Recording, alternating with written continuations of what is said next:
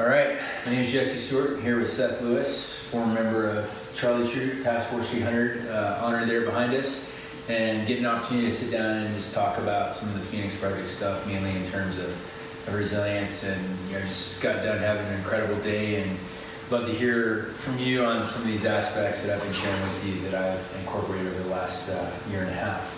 So first thing is, you've heard me talk a little bit about this, living on the four planes of existence, the mental, emotional, physical, and spiritual, and how that's affected my life. I'm curious what your thoughts are on those things. I think that, just to simply answer the question right off the bat, I think that it's a good mentality to have as you're going to go around life. We live in a society that's not very resilient currently. There's a lot of,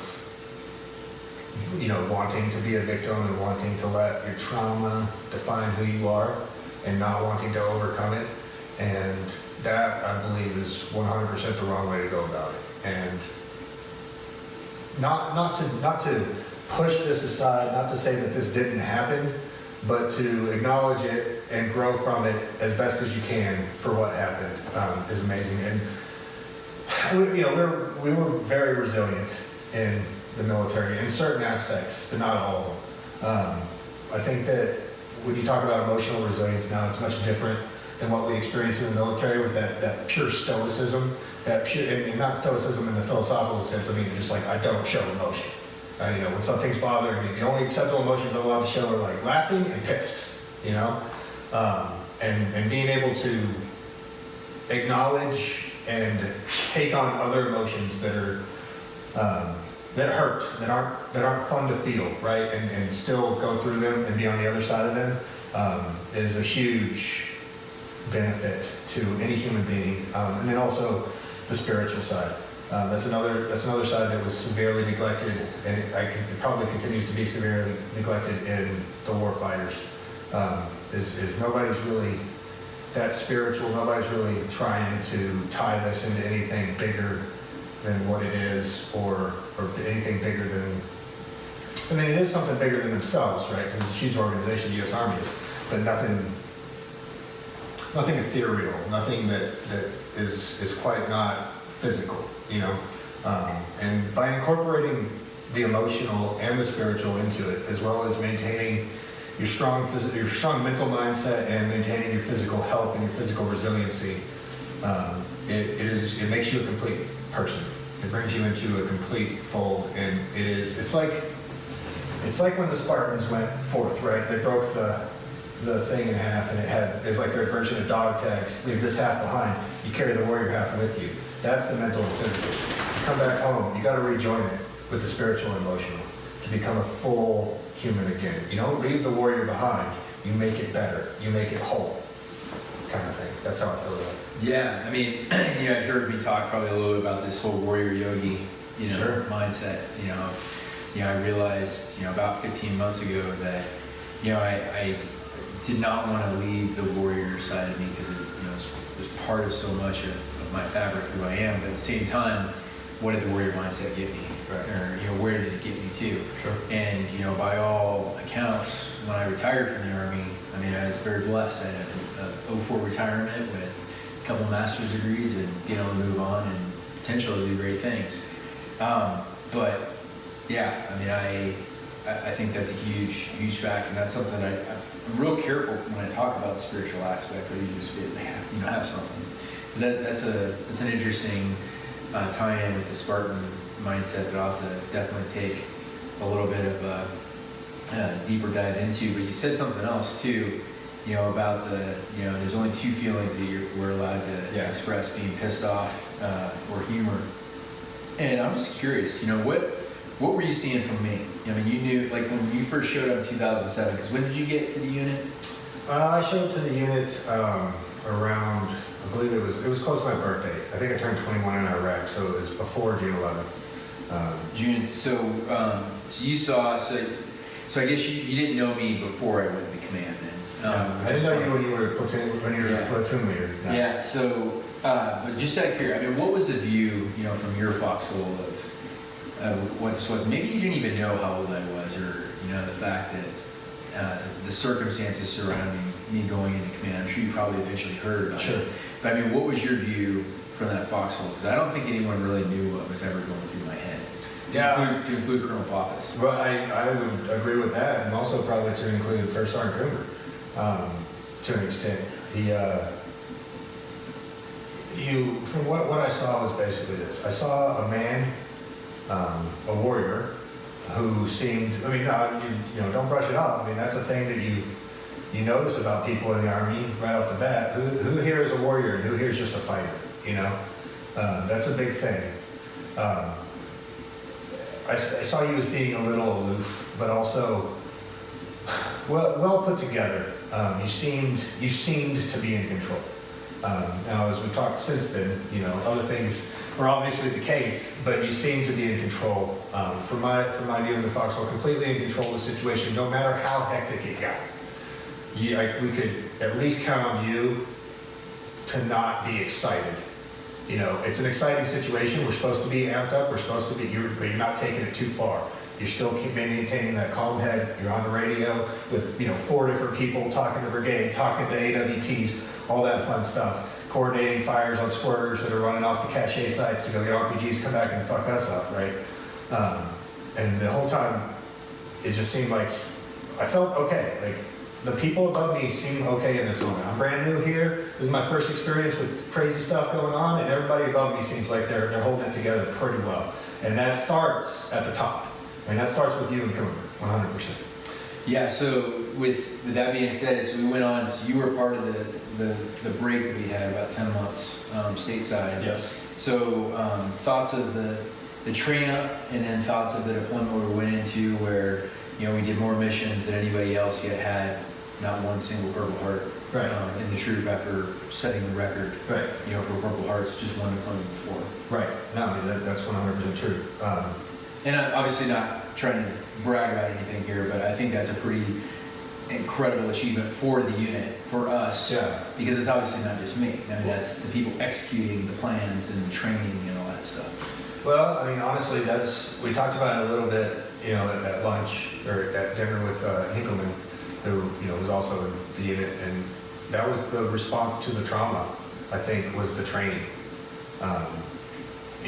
Paul wound up getting a tattoo of Rambo riding a unicorn, and that was his deployment tattoo. And the Rambo represented the training, and the unicorn represented the drip irrigation missions, basically. But either way, the training was super intense and super focused, and it is something that I will never forget. We trained on a level that I don't think conventional forces train to, and I learned that not in that unit. I learned that after I got out, and I'm in vetting for contracting, and I'm holding my own against that SEAL, that Delta guy. We trained to a different level during that 10 months. We really did. One thing I do want to remember, or want to impart because of the general tone of the conversation, is one thing I do remember very well from your safety briefs is you telling us to go get a runner's high. You telling us not to go drink and not to go do anything, but to go get a runner's high. And even in that, and through that, you were continuing to present yourself as this very well put together, very spiritually, emotionally healthy person, when the rest of us were, pounding half a bottle a night kind of thing. I do very much remember that. And then the subsequent deployment, I mean, the training paid off is all I can really say. We had our moments. We lost a couple Terps, but we didn't lose any of the dudes, aside from some of the situations we got into, and aside from the other deaths around the brigade. And that was due to the training. It really was. And even the Terps that were lost later than they should have been because of the training, because of the medical training mostly. Yeah, so we had an opportunity, or you had an opportunity to come out with me to Park City to have a pretty interesting meeting. Yeah. The senior executive, Leo's got some things to say back there. We met with the chief of sport of the U.S. ski and snowboard team. We met with the head PR guy. We met with the head brand and sponsor guy. and obviously several athletes throughout the day, but talk about that experience there in Park City and what that meant for you. Yeah, that was amazing.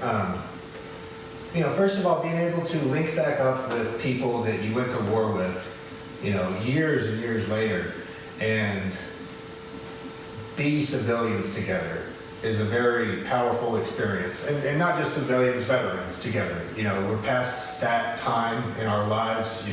Whatever may happen. We might have to fight World War III before it's all over, but... Which we'll be ready in this case. Yeah, we will. But being able to be veterans and to get to know you on a different level than what I knew you on it's an honor. It really is. And then by extension of that, being there amongst all these Olympians, getting to do a workout with an Olympian, that was amazing. And just seeing where the similarities and the differences are. Where does my mindset end and theirs begins, and where does theirs end and mine begin? There's not a clear line on that necessarily. These are very win-driven people, and we are very win-driven people. There's definitely some aspects that can be taught from both sides, but learning that was a really amazing experience. Getting that workout in was a really amazing experience at that facility with that scenery behind those big windows. And you got all these gold medal winners, just pictures up on. It's motivating. It's just nothing but moto time. And then of course the military advisory board. That meant a lot to me, just to be able to sit in on that meeting and give any kind of input.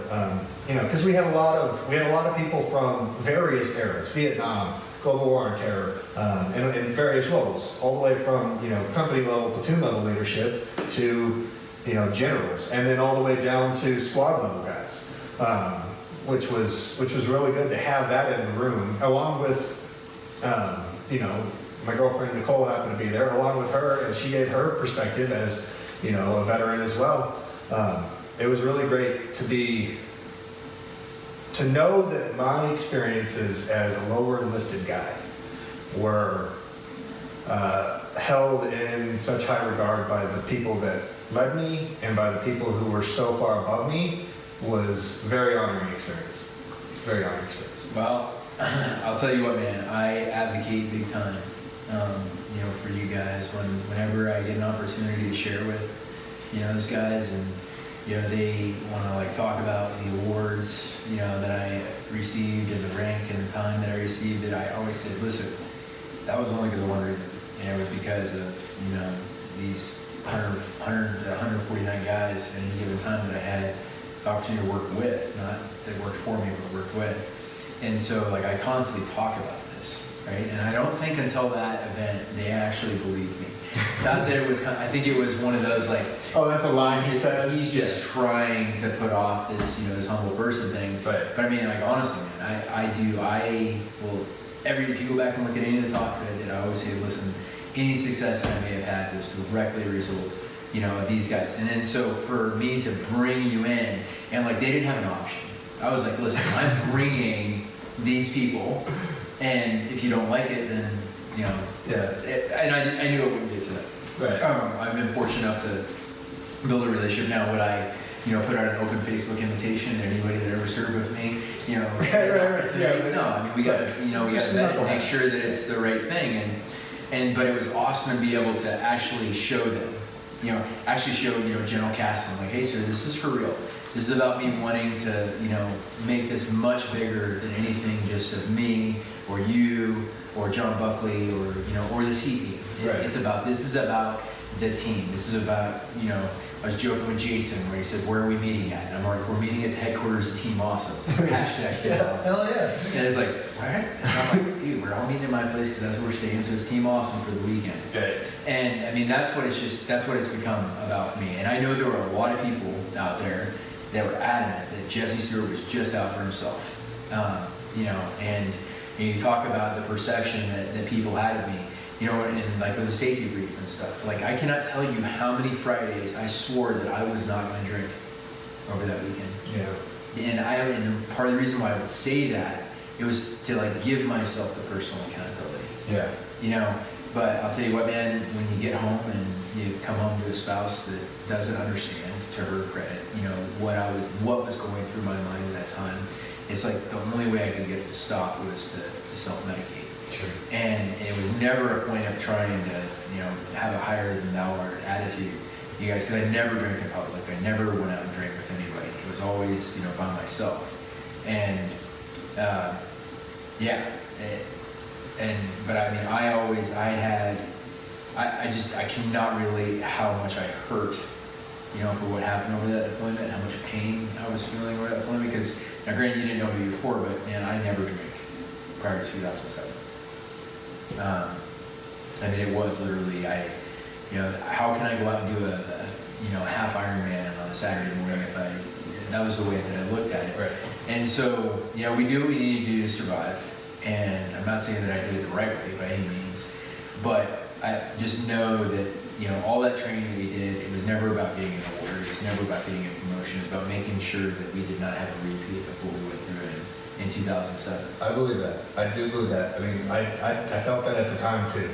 Like we talked about it today. We had some suckfest, right? We had some 24-hour shoot-a-thons. Yep. And I'm talking literally, just for everybody that might watch this, literally from 06 in the morning till 06 the next day, you're loading up a full combat load of magazines, you're walking out to the range and you're doing ready-ups for 24 hours. And then we'll do stops at like 2 a.m. to police brass for an hour because it's just covered all over the ground. But I don't think that was for awards. I didn't then. I don't remember those rumors going around. Well, I mean, another thing too, though, is part of it was just the fact that, when you guys are at the top, which, I will argue with anybody, with data that, that's where we were, and because I happen to be the quote-unquote figurehead, the six of that organization, a lot of times credit would be deferred, to me, you're gonna have haters, right? Yeah. But at the same time too, I can look back of guys that I can tell you were doing that without a doubt. That the only reasons why they would do the amount of training they would do was, to get that. So I get that part too. But all I cared about, honestly, was you guys and what the perception of you guys. And honestly, I probably thought a little too much. I cared a little too much about what you guys thought, because as an officer, you have to have that balance of understanding, okay, what is best for my men is not necessarily what they think is the best, and I'm not here to win a popularity contest. And as I'm sure you remember, I never cared about a popularity contest because I had zero emotional maturity whatsoever. I didn't care what anybody thought about me. The only thing I cared was that, we got home, and one of the things you don't know is when I got back from the 2007 deployment, I went and saw every single family during our 3 weeks of leave we had. Wow. We not going on vacation, which my ex was super pissed probably. I remember her being stuck in Boston one time because when I went to go do the last trip to go see Durant's family, because I had tried to do it in order, and so I went to go see Durant's family. I remember a friend of mine met me, Navy pilots, who shows up as an Audi SUV, and we go to Durant's neighborhood, and there was a set of train tracks in Dorchester, Boston. We went across, we were not welcome.